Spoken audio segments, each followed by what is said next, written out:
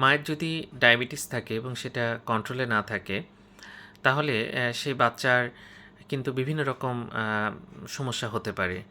Neural tube defect হয়, এগুলোর মধ্যে দেখা যায় যে অনেকে অ্যানেনকেফালি হয়। এখানে হয় কি, ব্রেনের একটা মেজর পোর্শন বা আমাদের যে স্কাল সেটা কিন্তু তৈরি হয় না। খুবই বিপজ্জনক এবং এই বাচ্চাগুলো কিন্তু সার্ভাইভ করে না। তো অ্যানেনকেফালি হতে পারে মায়ের যদি ডায়াবেটিস থাকে এবং অনিয়ন্ত্রিত থাকে। আরেকটা হতে পারে মাইক্রোকেফালি, এক্ষেত্রে মাথাটা অনেক ছোট হয়ে থাকে এবং সেটাও কিন্তু অনেক সময় অনেক সমস্যার কারণ হয়ে দাঁড়ায়।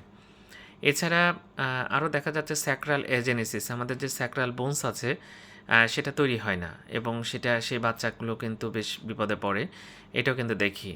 তো মায়ের ডায়াবেটিস যদি কন্ট্রোলে না রাখা হয়, বাচ্চার কিন্তু এত বড় বড় সমস্যা হতে পারে, ব্রেনই না তৈরি হতে পারে, যেটা অ্যানেনকেফালি বলি, মাইক্রোকেফালি হতে পারে, নিউরাল টিউব ডিফেক্ট হতে পারে, আরও কিন্তু যে স্যাক্রাল এজেনেসিস, এই ধরনের সমস্যা কিন্তু হতে পারে। তাই মায়ের ডায়াবেটিস কিন্তু কন্ট্রোলে রাখতেই হবে। ধন্যবাদ সবাইকে।